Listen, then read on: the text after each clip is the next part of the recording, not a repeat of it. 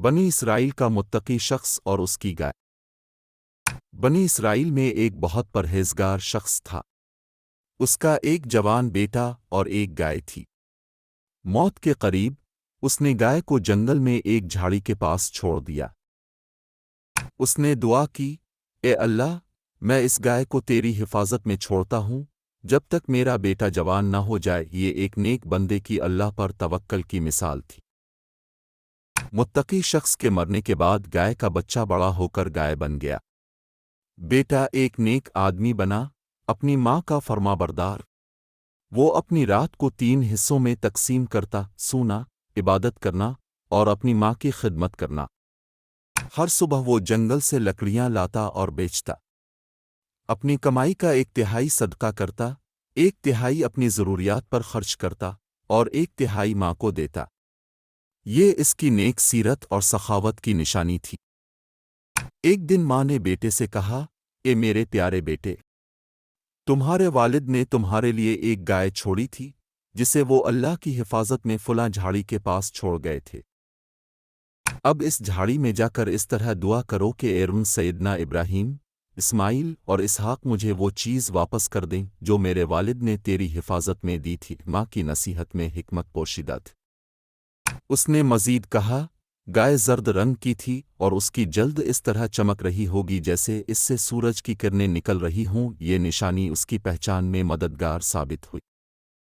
یہ سن کر لڑکا جنگل میں گیا اور اس جھاڑی کے پاس دعا کی۔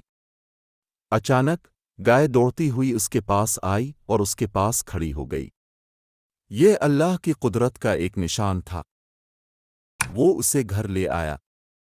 اس کی ماں نے کہا، بیٹا، بازار جا کر اس گائے کو 3 دینار میں بیچ دو، لیکن بغیر کسی خریدار کو فروخت نہ کرنا، مجھ سے مشورہ کرنا۔ ماں کی دور اندیشی قابل تعریف تھی۔ ان دنوں میں ایک گائے کی قیمت تقریباً 3 دینار تھی۔ ایک خریدار آیا جو حقیقت میں ایک فرشتہ تھا۔ فرشتے نے کہا، میں تمہیں 3 دینار سے زیادہ اس شرط پر دوں گا کہ تم مجھے اپنی ماں کے مشورے کے بغیر گائے بیچ دو۔ لڑکے نے جواب دیا، تم مجھے کتنی ہی زیادہ پیشکش کر دو، میں اپنی ماں سے مشورہ کیے بغیر گائے نہیں بیچوں گا۔ یہ اس کی فرمانبرداری اور ماں سے محبت کا ثبوت تھا۔ گھر پہنچ کر لڑکے نے سارا واقعہ اپنی ماں سے بیان کیا۔ اس نے کہا، شاید خریدار فرشتہ تھا، اس لیے بیٹا اس سے مشورہ کر کے گائے بیچنی چاہیے یا نہیں۔ چنانچہ لڑکے نے بازار میں اس خریدار سے مشورہ کیا تو اس نے گائے کو بیچنے سے منع کر دیا۔ انہوں نے کہا کہ آئندہ اس گائے کو سیدنا موسیٰ علیہ السلام کے لوگ خریدیں گے۔ انہوں نے مزید مشورہ دیا کہ گائے کی کھال میں جتنا سونا بھرا جا سکتا ہے اس کے برابر قیمت کا مطالبہ کرے، وہ اپنی مرضی کی قیمت ادا کریں گے۔ یہ ایک غیبی اشارہ تھا۔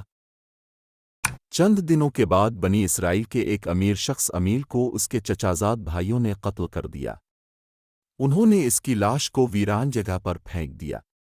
قاتلوں کی تلاش شروع ہوئی۔ کوئی سراغ نہ ملنے پر کچھ لوگ سیدنا موسیٰ علیہ السلام کے پاس گئے اور قاتل کے بارے میں پوچھا۔